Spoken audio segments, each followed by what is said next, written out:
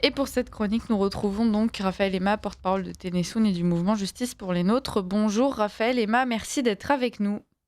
Bonjour Liselotte. Alors aujourd'hui, vous vouliez donc revenir sur le cas de ce jeune homme de 24 ans qui est mort après avoir appelé le SAMU. SAMU qui n'est donc pas venu le secourir. Sa famille a déjà témoigné. Vous pouvez retrouver des extraits de ces témoignages sur les réseaux sociaux, chers auditeurs. Une famille écroulée de peine, bien évidemment. Raphaël Emma, donc votre avis sur ce sujet.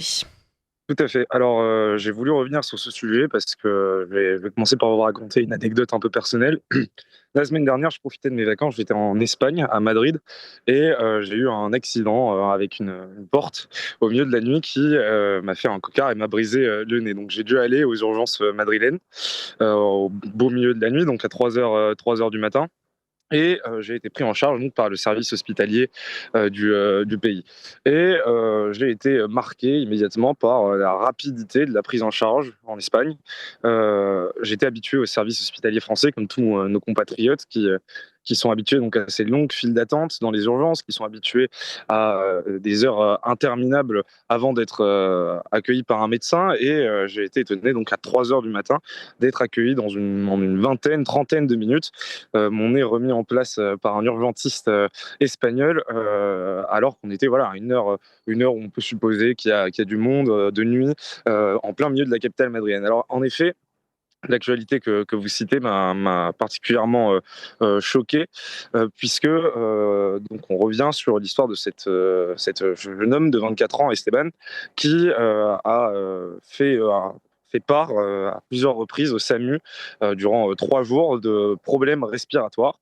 Et le SAMU a globalement refusé de venir intervenir sur place, de venir le sculpter, a eu des recommandations qui étaient un peu lunaires par rapport à ce qui était la réalité de ce que vivait ce jeune homme, hein. Il a fait part, par exemple, sa mère faisait part dans les témoignages de vomissements marrons. Je crois que c'est, sans être médecin, un signe particulièrement inquiétant. Et donc, le SAMU a, au bout du troisième jour, conseiller la famille d'aller aux urgences.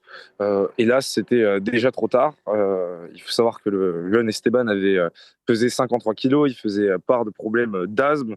Enfin bref, il y avait tout un ensemble d'indices qui, qui pouvaient laisser supposer qu'il était en danger. Et il se trouve donc que cette actualité, hélas, se rajoute à d'autres actualités autour du service hospitalier français, puisque moi, elle m'a évoqué une affaire dont on se souvient un peu moins, il y a un an, d'un jeune homme qui était mort d'une septicémie à l'hôpital de Hyères, donc d'une infection aggravée, une mauvaise réaction de son corps à une infection, à l'hôpital de Hyères, en plein milieu des couloirs des urgences, une nouvelle fois aussi parce il avait eu plusieurs insuffisances du système hospitalier. Par exemple, il avait mis plus de 6 heures à être ausculté, alors que ça doit se faire dans les 2 heures. Voilà. Et là, je crois que en fait, les Français sont habitués à un système hospitalier dont on tolère des déviances qui ne sont pas la norme ailleurs. Et la question que se posent évidemment nos compatriotes, c'est où est-ce que va notre argent, puisque le système hospitalier public, c'est les travailleurs français, les actifs français qui le financent, et on serait en droit d'attendre, comme pour beaucoup d'autres services publics, une plus grande efficacité, une plus grande pertinence. Or, ce n'est pas le cas, et je crois qu'il y a une espèce de résilience collective qui s'est mise en place, une résignation collective plutôt qui s'est mise en place, où on a commencé à tolérer l'intolérable. Alors effectivement, il y a ce décalage entre ce qu'aujourd'hui, le citoyen français donne et sacrifie même à l'État, avec toujours cette petite musique de fond, quand on lui explique que oui, mais en même temps, on a un super système de santé, on vit dans un pays merveilleux, regardez comment c'est aux États-Unis. C'est des choses qu'on entend, Mmh. très régulièrement. En réalité, aujourd'hui, si on veut être soigné, rapidement, avoir accès aux médecins les plus compétents, les plus efficaces, si on veut pouvoir même être opéré ou simplement faire une radio, un IRM rapidement, eh bien, il faut se diriger vers les hôpitaux publics. Et là, finalement, on se retrouve à payer presque autant que si on était citoyen américain. Ouais, tout à fait, tout à fait. Et en fait, derrière la question de l'hôpital public, on en revient toujours à la question des services publics dans son ensemble. Donc, les services Mm. publics qui sont censés accomplir des missions et des services d'intérêt général, donc que l'on finance, sont globalement tous en France à quelques rares exceptions, vivement critiqué et au bord de la faillite. Et ça rejoint tous ces questionnements, par exemple, sur le ras-le-bol fiscal. Je pense notamment à ce mouvement qu'on a vu sur les réseaux sociaux des Nicolas, vous savez, ces contribuables français qui considèrent justement qu'il y a une mauvaise utilisation de leur impôt et que cette imposition va, hélas, au mauvais. Et je crois que de toute façon, c'est un sujet politique qui est en train de devenir central et qui n'est peut-être pas suffisamment pris à bras le corps par les représentants politiques de notre famille idéologique. Si vous voulez, on a un Rassemblement national qui a un programme extrêmement étatiste, socialisant, on le sait. On a des propositions alternatives au Rassemblement national en l'objet de l'UDR, le parti d'Éric Ciotti, ou alors Reconquête, qui eux vont être sur des lignes un peu plus libérales, mais je crois qu'il y a un souci peut-être d'incarnation de ce ras-le-bol fiscal. Peut-être que la France aurait besoin, je crois, de relire un petit peu l'histoire d'un homme politique que j'apprécie beaucoup, qui est Pierre Poujade, ce mouvement antifiscal dans les années 60, en 53 exactement, qui incarnait une véritable colère populaire et un soulèvement populaire contre le racket fiscal en France.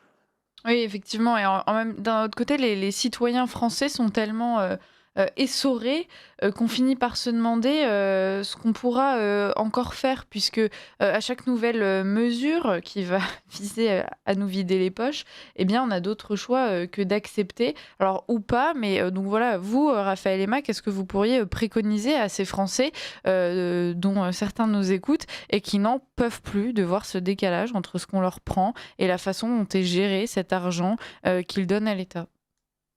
Moi, je pense que la pression, elle doit se mettre. En fait, il faut imposer un rapport de force sur ce questionnement-là. Évidemment, moi, je souhaite aux Français, j'incite les Français à l'engagement, comme toujours, pour toutes les thématiques que j'aborde.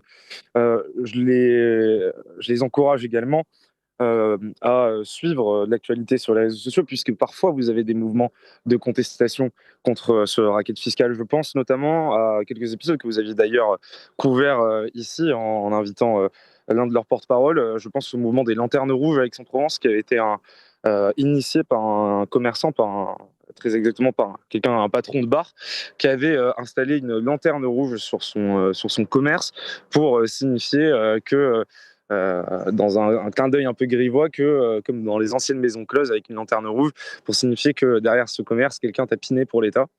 Et ça avait été un mouvement qui avait donc déclenché quelques manifestations, notamment à Aix-en-Provence, où des gens s'étaient joints, notamment des commerçants. Moi, j'y étais, j'y avais pris part. Et c'est assez intéressant. De toute façon, ça ne sera que par le rapport de force. On l'a vu avec les Gilets jaunes, que l'État recevra un signal. Les tendances sur les réseaux sociaux type Je suis Nicolas sont très bien pour venir appuyer notre mode de pensée, mais elles sont hélas peut-être insuffisantes si elles n'ont pas de traduction concrète dans le réel. Donc peut-être ne pas attendre des responsables politiques, le providentialisme électoral, vous voyez, attendre une élection pour se mobiliser, mais se mobiliser tout simplement à l'année, en signifiant que cette situation est absolument intolérable. Et évidemment, il faut mettre en avant ces cas comme celui d'Esteban, qui n'ont rien de faits divers, qui sont des faits politiques et qui disent quelque chose de notre système de santé, de notre service public et de notre société de façon générale. Oui, c'est ça, il faut ouvrir les yeux et ne pas hésiter à parler de tous ces dysfonctionnements qu'on peut constater, puisque vous le disiez, ça ne concerne pas seulement la santé, ça peut concerner l'école, c'est le niveau de l'école publique qui est abominable, il y a de plus en plus de parents qui, en étant déjà en difficulté financière, eh bien, choisissent malgré tout de se tourner vers des écoles privées parce qu'ils n'ont plus d'autre Mmh. choix pour que leurs enfants puissent étudier dans des conditions correctes. Il y a la façon dont les villes sont organisées, sont nettoyées. On a énormément de villes qui sont de plus en plus sales. Enfin voilà, c'est cette incompétence de l'État, malgré les fonds énormes qu'on lui met à disposition à travers nos impôts, se retranscrit dans tout un tas de domaines. Et c'est ce paradoxe que je vous souligne. On a l'impression, en France, on est les champions du prélèvement, de la taxe, de l'impôt. On a des dizaines et des dizaines de mots pour décrire le principe d'imposition. On a un État qui nous semble parfois omniprésent, tentaculaire. On a l'un des systèmes administratifs les plus lourds d'Europe. Des fois, d'ailleurs, il est efficace. Je pense à la question des risques environnementaux. Voilà, pour avoir travaillé un peu sur la question, avoir écrit un mémoire dessus, ce qui différencie par exemple l'Espagne dans la gestion des inondations de la France, c'est que le système français, par sa centralisation, par le poids de l'État, a réussi très bien à réagir, là où l'Espagne, qui a peut-être un État un peu moins développé, a laissé à mal gérer la crise des inondations de Valence en octobre 2024. Mais le paradoxe, donc, c'est d'avoir cette impression d'État omniprésent, mais de l'autre, d'avoir des services publics dignes d'une république bananière. Et ça, c'est quelque chose qui trotte dans la tête des Français. De toute façon, ce n'est pas la gauche qui pourra apporter une solution à ça, puisque la gauche, elle est incapable de remettre en question le mantra du tout État. Moi, je ne suis pas quelqu'un de spécialement libéral, si vous voulez. Quand j'arrive en politique, quand je formule ma proposition politique, je ne suis pas spécialement libéral. En revanche, je considère qu'il y a des endroits où l'État est pertinent et des endroits où il faut absolument libéraliser, voire ouvrir au privé. Et il faut une espèce d'économie mixte, vous voyez. Et cette idée d'économie mixte, la gauche sera incapable de l'avancer par nature à cause de son idéologie, de son idéologisme, qui, euh, qui la rend de toute façon tout à fait incapable de comprendre les réalités de notre époque. Les services publics, c'est pas la seule matière. Merci beaucoup Raphaël Emma pour cette chronique. Merci d'avoir parlé donc de ce drame qui a touché la famille du jeune Esteban qui a été abandonné, alors non pas par les soignants, parce que rappelons-le, c'est pas eux qu'on pointe du doigt dans cette chronique, mais bien l'État. Donc Esteban qui a été abandonné par l'État et donc qui est une victime directe de cette mauvaise gestion. Raphaël Emma, on vous retrouvera très bientôt. Vous êtes un invité régulier, vous aussi, donc à très vite et puis bonne journée.